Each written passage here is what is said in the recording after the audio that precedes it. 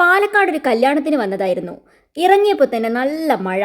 പിന്നെ ഒന്നും നോക്കിയില്ല, സ്റ്റേഷന് മുന്നിൽ ഒരു കടയിൽ കയറി നല്ല സ്ട്രോങ് വിത്തൗട്ട് ചായയും കൂട്ടത്തിൽ ഇവിടുത്തെ സ്പെഷ്യൽ പോക്കറ്റ് ഷവർമ അതും കഴിച്ചു. ട്രൈ ചെയ്യാൻ പറ്റിയ ഒരു കിഡിലൻ ഐറ്റം തന്നെയാണ് കേട്ടോ ഇത്. എനിക്കിഷ്ടമായി. കല്യാണത്തിന് വന്നതായാലും പാലക്കാടൊന്നും മുതലാക്കാതെ പോകുന്നത് ശരിയല്ലല്ലോ. ഒരു ചുറ്റിക്കറക്കം. കൊല്ലങ്കോട് മാത്രമല്ല, ഇൻസ്റ്റഗ്രാം മുഴുവൻ തരംഗമായ ചെല്ലൻചേട്ടന്റെ ചായക്കടയാണിത്. വിനീത് ശ്രീനിവാസൻ വരെ വന്നിരുന്ന് ചായ കുടിച്ച ഇടമാണിത്.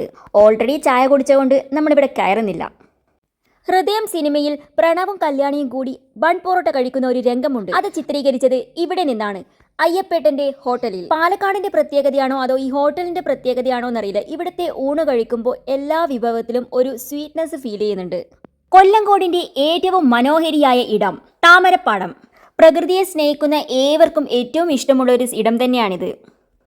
അടുത്തതായി ഞങ്ങൾ പോയത് 4 ആൽമരങ്ങൾക്കിടയിലെ ഒരു കുഞ്ഞു ക്ഷേത്രം. പ്രകൃതി ക്ഷേത്രമായി മാറിയ ഒരു മനോഹരമായ ഒരിടമാണിത്. കറുപ്പ് സ്വാമിയാണ് ഇവിടുത്തെ ആരാധനാമൂർത്തി. പലതരത്തിലുള്ള വിശ്വാസികളാണ് ഇവിടെ വന്ന് പ്രാർത്ഥിക്കുന്നത്. ഇവിടുത്തെ മറ്റൊരു പ്രത്യേകതയാണ്, ഇവിടെ കോഴിയും ആടുമൊക്കെ നേർച്ചയായി നൽകി അത് അവിടെ വെച്ച് തന്നെ പാചകം ചെയ്ത് കഴിക്കും. അതുപോലെ തന്നെ കളിയാട്ടം, ഒടിയൻ തുടങ്ങിയ പല സിനിമയും ഷൂട്ട് ചെയ്ത ഒരിടമാണിത്. അടുത്തതായി ഞങ്ങൾ പോയൊരിടമാണ് ബ്രിട്ടീഷ് പാലം. കുറച്ച് റീൽസും ഫോട്ടോസൊക്കെ എടുക്കാൻ വേണ്ടി ഒരു കിടിലൻ സ്ഥലം. പാലക്കാട് തന്നെയുള്ള ഞങ്ങളുടെ ഒരു ഫ്രണ്ടും ഫാമിലിയാണ് കൂടെ വന്നിരിക്കുന്നത്. നല്ല അടിച്ച് പൊളിച്ച് ഒരു ദിവസം ചില്ല് ചെയ്തു. ടൈം കുറവായതുകൊണ്ട് തന്നെ നമുക്ക് അധിക സമയം അവിടെ നിൽക്കാൻ പറ്റിയില്ല.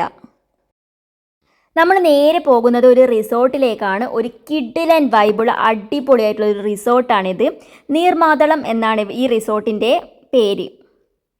ഈ റിസോർട്ടിനെ കുറിച്ചുള്ള കൂടുതലായിട്ടുള്ള കാര്യങ്ങൾ ഞാൻ നെക്സ്റ്റ് വീഡിയോയിൽ പറയുന്നതായിരിക്കും. ഈ വീഡിയോയിൽ അധികം പറയാൻ പറ്റിയില്ല. അടുത്ത ദിവസം രാവിലെ എണീച്ച് ഞങ്ങൾ പോയത് ഇൻസ്റ്റഗ്രാം വഴി തന്നെ ഫേമസ് ആയ സെൽവൻചേട്ടൻ്റെ ചായക്കടയിലാണ്. ബീഫും പഴംപൊരിയാണ് ഇവിടുത്തെ മെയിൻ. പക്ഷേ ഇത് രണ്ടും ഇഷ്ടമില്ലാത്തതുകൊണ്ട് ഞാനിത് തൊട്ട് നോക്കിയില്ല. അതിന് പകരം ഇവിടുത്തെ സ്പെഷ്യൽ ദോശയും ചട്നിയാണ് ഞാൻ കഴിച്ചത്.